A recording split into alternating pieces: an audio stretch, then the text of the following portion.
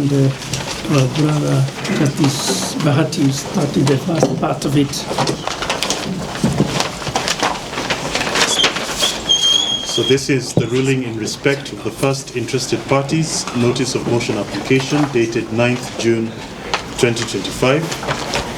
The first interested parties notice of motion application dated 9th June 2025 seeks the following orders. 1. That the first interested parties notice of motion application dated 9th June 2025 be certified as urgent. 2. Milimani High Court Constitutional and Human Rights Petition number E083 of 2025, Honorable Lady Justice Martha Karambu Kome versus Judicial Service Commission and four others, be forwarded to the Honorable Chief Justice to delegate to the Deputy Chief Justice the function of assigning an uneven number of judges of the High Court, excluding Honorable Mr. Justice Charles Kariuki, Honorable Mr. Justice Lawrence N. Mugambi, and Honorable Mr. Justice Bahati Mwamuye to hear and determine that petition. 3. That the remaining 6 consolidated petitions being Milimani HCCHR PET number E079 of 2025, Petition E086 of 2025, Petition E087 of 2025, Petition E089 of 2025, Petition E090 of 2025, and Petition E098 of 2025 be forwarded to the Honorable Chief Justice to assign an uneven number of judges of the High Court, excluding Honorable Mr. Justice Charles Kariuki, Honorable Mr. Justice Lawrence N. Mugambi, and Honorable Mr. Justice Bahati Mwamuye to hear and determine those 6 consolidated petitions. 4. That the Honorable Chief Justice and the Honorable Deputy Chief Justice should comply with the precedent and principles set out in case law with respect to the selection of justices and the empanelment of an uneven number of judges to hear and determine the petitions herein. 5. That the bench herein comprising of the Honorable Mr. Justice Charles Kariuki, Honorable Mr. Justice Lawrence N. Mugambi, and Honorable Mr. Justice Bahati Mwamuye consequently recuse themselves from any further hearing and determination of the 7 consolidated petitions herein, and 6. That the cost of the application be provided for. The first interested party's notice of motion application is supported by the affidavit of Nelson Harvey, dated 9th June 2025, which elucidated the grounds advanced in support of the application and which are summarized as below. That the Honorable Chief Justice, as the petitioner in Milimani High Court Constitution and Human Rights Petition number E083 of 2025, had a clear and undeniable conflict of interest when she exercised her constitutional discretion in selecting and thereafter appointing the 3 members of this bench to hear and determine a petition in which her ladyship is the petitioner, and consequently, that discretion ought not to have been exercised by the Honorable Chief Justice, but rather by the Honorable Deputy Chief Justice. Subsection 4 of the Judicial Service Act, and held that the Deputy Chief Justice may only act as Chief Justice in 3 defined circumstances, namely removal, resignation, or death of the Chief Justice. The court emphatically stated that the Deputy Chief Justice cannot act as a general deputy, save in those exceptional and demonstrable instances. Accordingly, neither the mere fact of Honorable Chief Justice being a party to proceedings nor the perception of conflict constitutes an exception contemplated under the law. The Constitution vests the empowerment power exclusively in the Chief Justice, and that discretion cannot be usurped, directed, or fettered by any court. Indeed,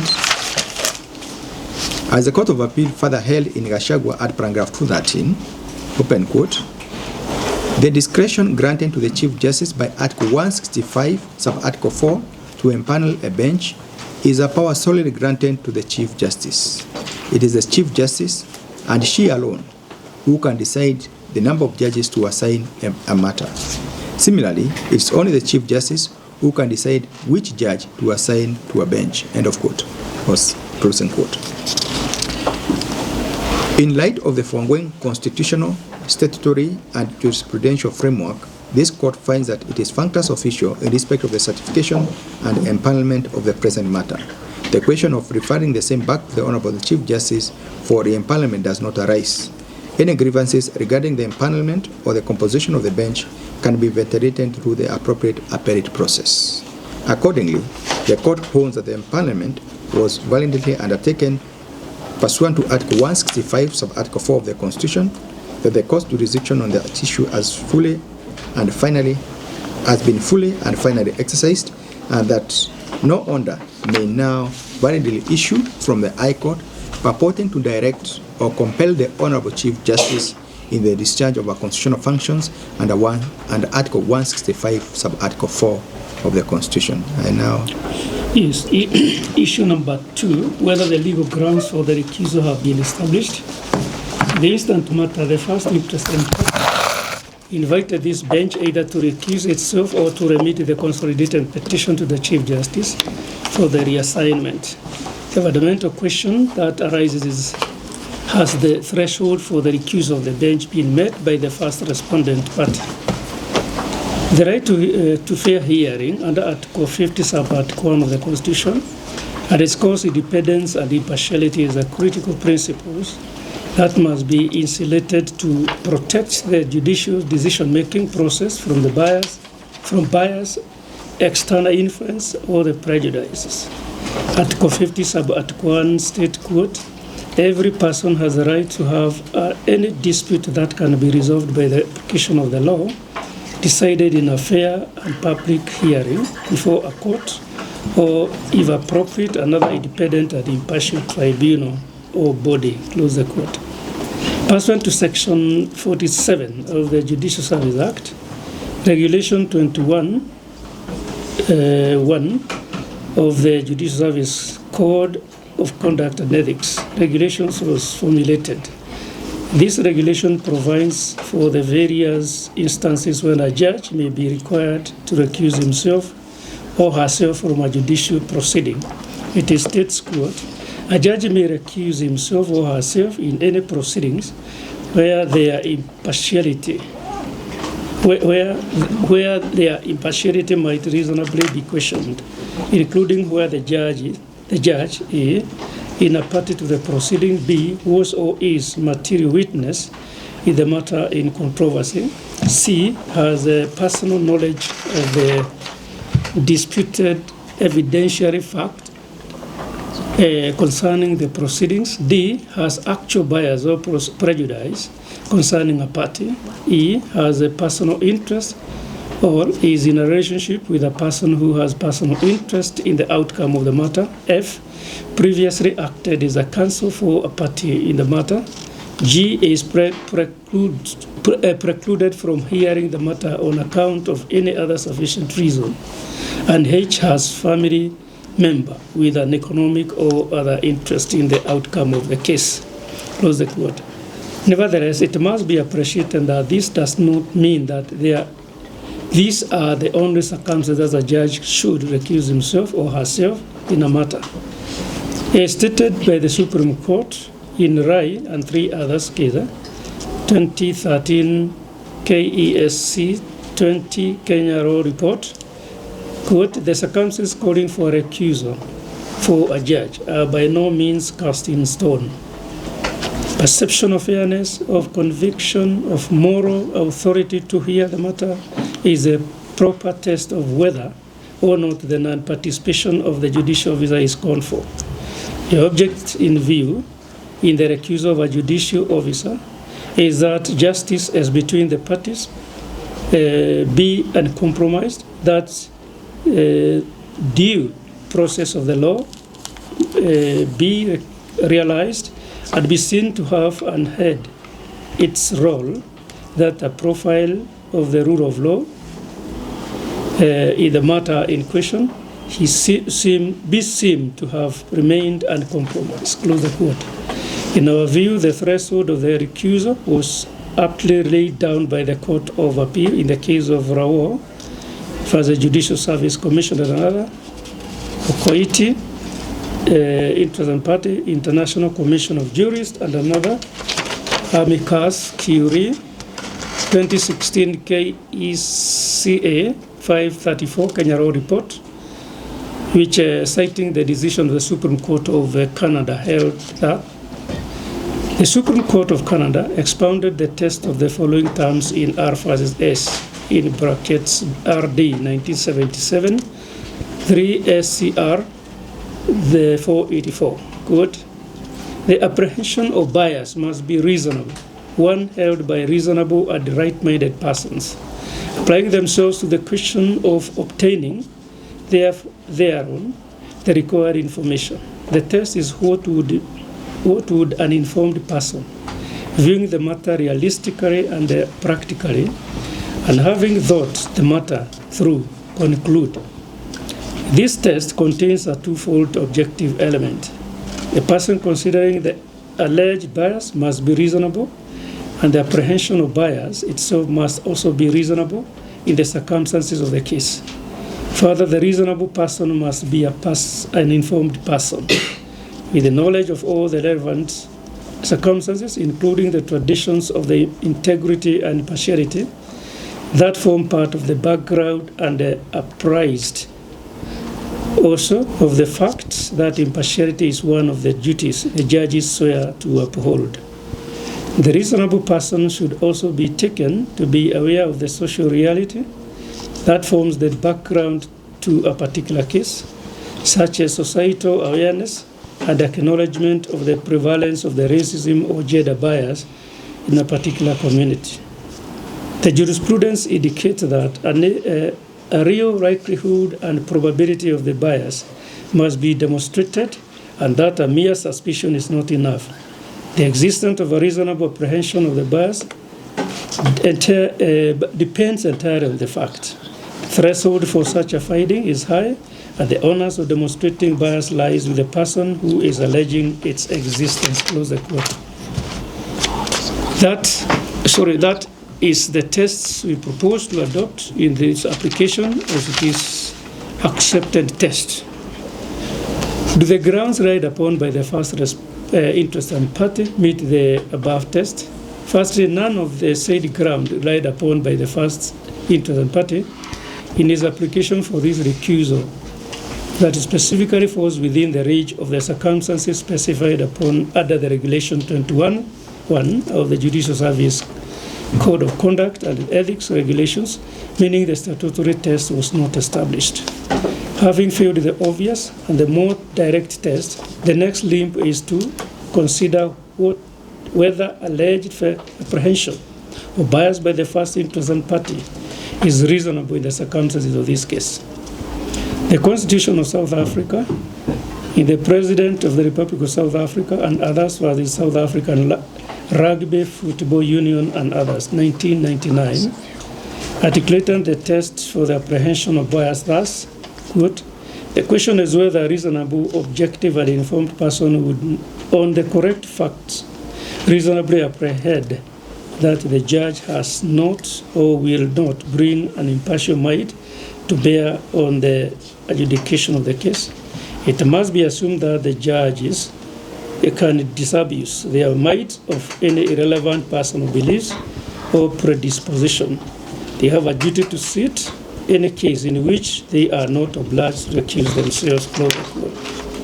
Similarly, the Supreme Court, in the case of Gladys Bush Soleil, as the Judicial Service Commission and another, 2018 Kenya Law Report, citing the case of Simpson General Motors Corporation, USDC 425 R sub 574 578 1978, emphasized the duty to sit, stating that, quote, recusal reassignment is not a matter to be lightly undertaken.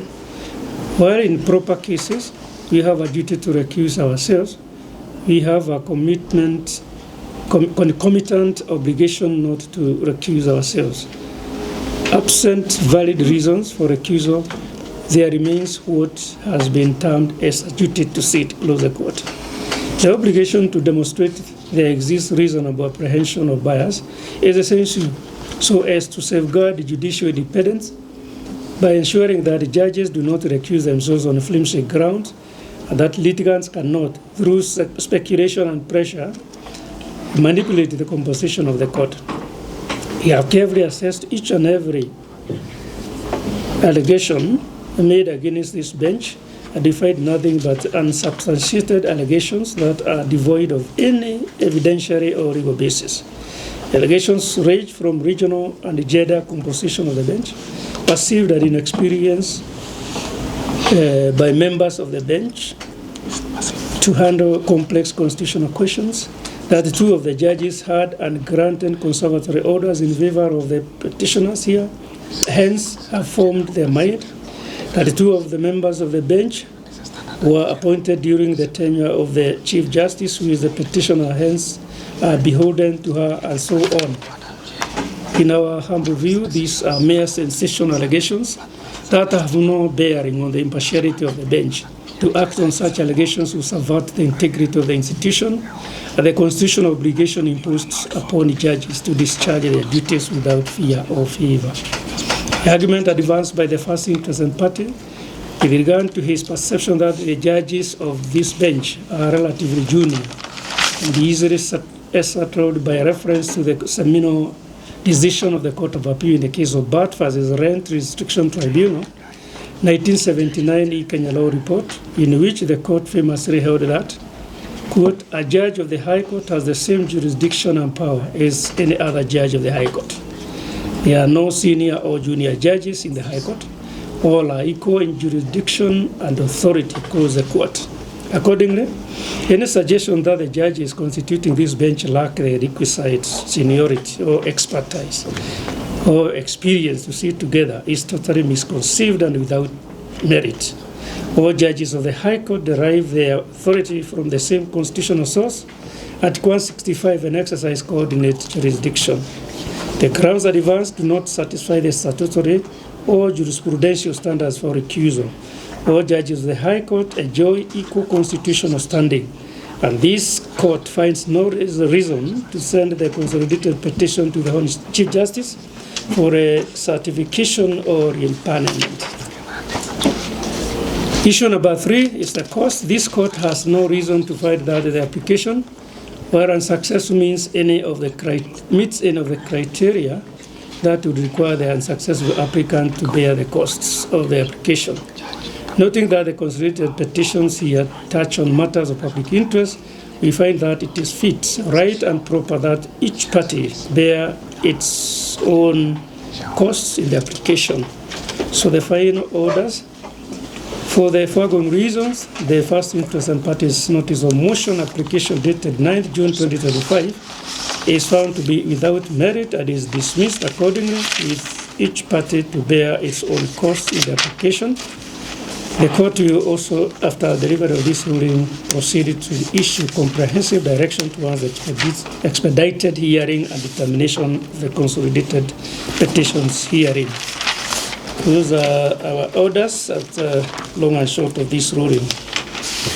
The most of that orders, on behalf of all councils, we are grateful for the decision of 4. We now request the court to kindly proceed and give us directions on the consolidated petitions.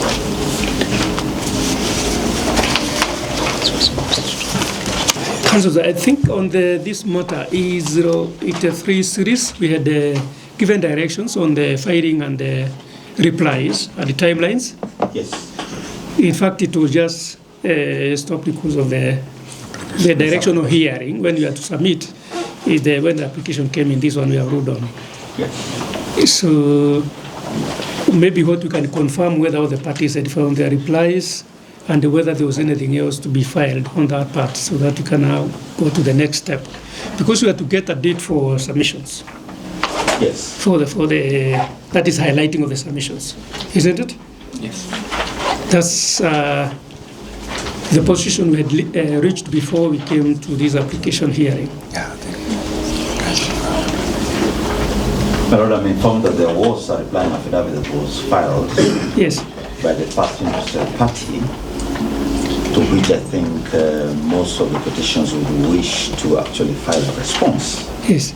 So there was a recent development that needs to be addressed in light of that filing. On behalf of the fourth petitioner, Yeah. we wish to inform the court that we'll be uploading our submissions by close of business today. Just before the last section. Okay. So that then we used for the highlighting.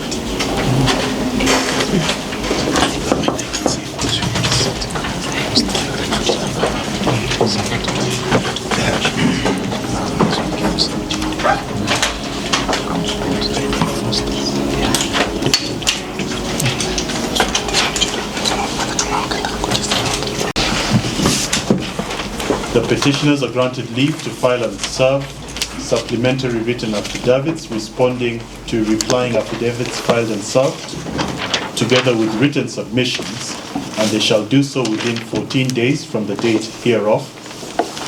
The respondents and interested parties shall file and serve their respective written submissions within 14 days of last service by the petitioners. The petitioners shall have leave to file and serve rebuttal written submissions if need be, and they shall do so within 14 days of last service. The consolidated petitions shall be heard by way of highlighting of written submissions on 13th February 2026 at 9:30 a.m. in physical/open court. Courtroom number to be indicated on the day's cause list. In order to ensure seamless hearing, the court directs that every party shall download all documents filed by the counterparties on CTS, but this shall not be a substitute for service, and service shall still be required. The first petitioner to extract these directions and serve them on all parties alongside service of the first petitioner's written submissions.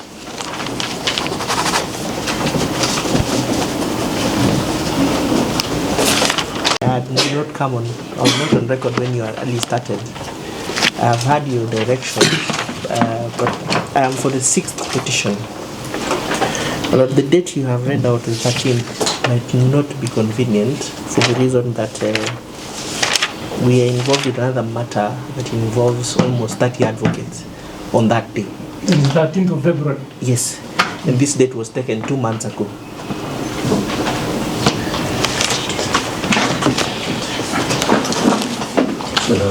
February work? Yes, it's fine.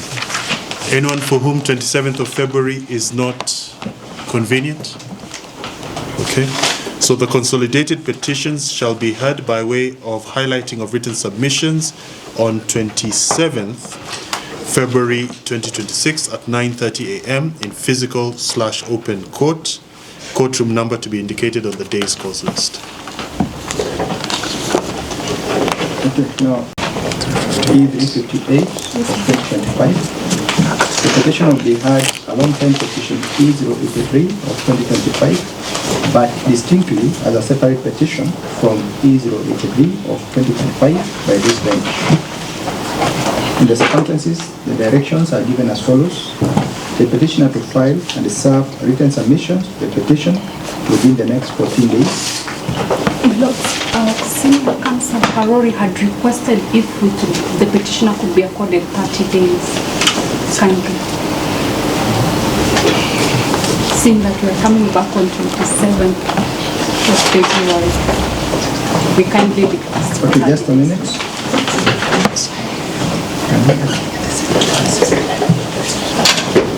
30 days.